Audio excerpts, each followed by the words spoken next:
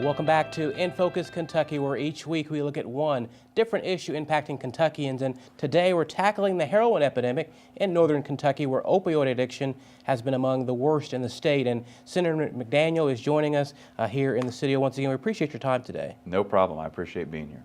And I know that the Senate bill that you have been working on, known as the heroin bill, back in 2015, this past January, Governor Bevin appropriated over $34 million to battle the crisis. Do you think that is enough to help?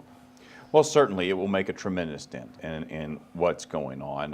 And I think that the governor is very wise because it is a problem that continues to plague our society regardless of what we've done in the past. And so we're definitely going to have to step up what we're doing on all fronts. Like we discussed before the break, I think that, frankly, a federal intervention is going to be necessary if we're really going to stem this tide, because there are folks who will continue to struggle with this issue, and unfortunately there are people in our society who will take advantage of that. And until we stop the flow of those drugs coming in, until we stop the route that many of our people take into them, which is through an addiction to some type of opioid-based pill, we're going to continue to struggle with this issue.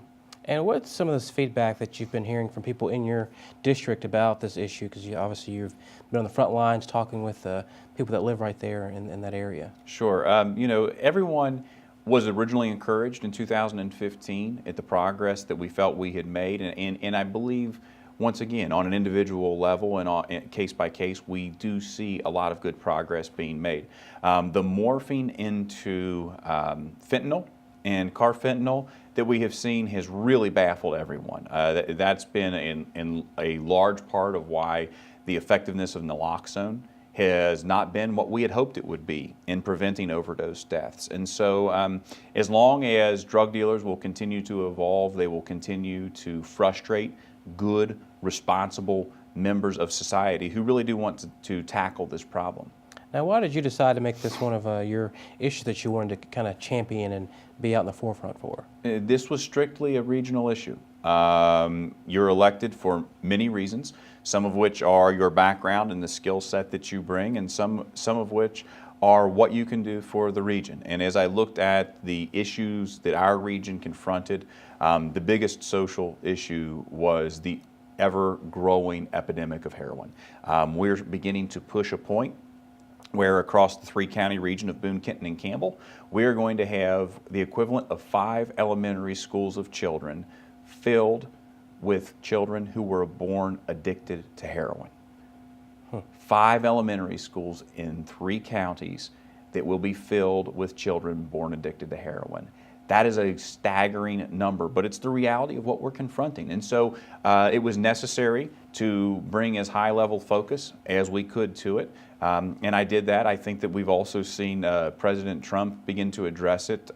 This week or next, I'll probably be sending a letter to he as well as the rest of our federal delegation asking for the federal intervention, not just in trying to help those who have become addicted, but to begin to prevent the addiction as well. Now, and with your fellow senators in Frankfort, what's kind of been the conversation with you all kind of discussing on ways to tackle the issue?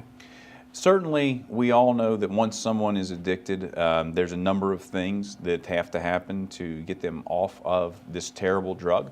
And the one that we can most readily influence, or the two really, are corrections and treatment.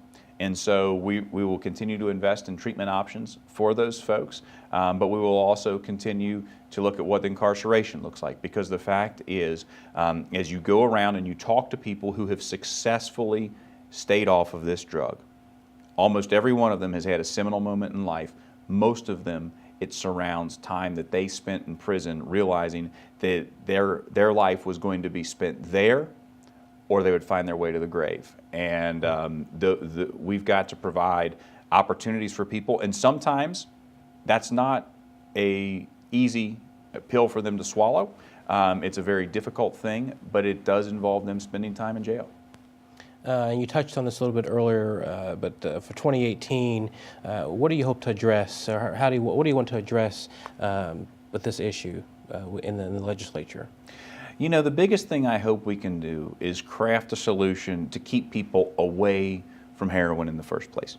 Because the drug dealers, who are the lowest form of human being known to man, who frankly don't deserve the title of even being a human being, and they're a disgrace to our society.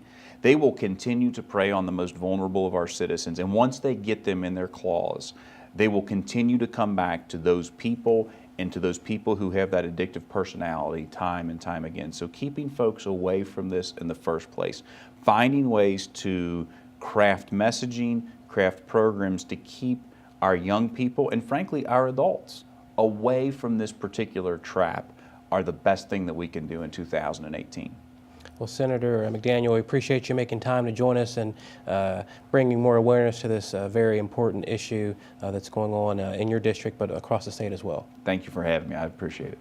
Now, coming up after the break, we'll be joined by Brent Cooper, the President and CEO of the Northern Kentucky Chamber of Commerce, to talk about the dire need for a needle program in the Northern Kentucky area. Stick with us. You're watching In Focus Kentucky.